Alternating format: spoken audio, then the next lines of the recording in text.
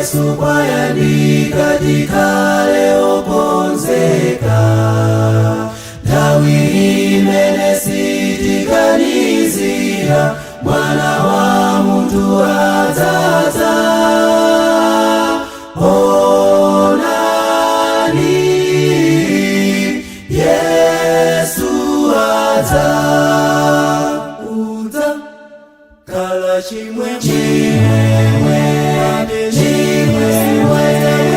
azabwera kudzatenga anthu ake onsewo kupita nawo mmwamba. Kala chimwemwe azabwera kudzatenga anthu ake onsewo kupita nawo mmwamba. Abale tiyeni tikonzeke tilape tumachimo.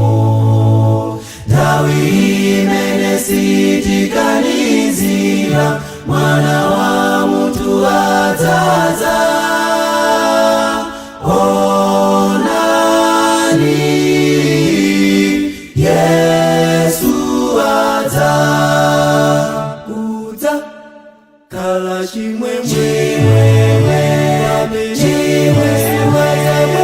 azabwera kudzatenga anthu ake onsewo kupita nawo mmwamba. Kala chimwemwe azabwera kudzatenga anthu ake onsewo kupita nawo mmwamba. Kudzatenga anthu ake onsewo kupita nawo mmwamba. Kudzatenga anthu ake onsewo.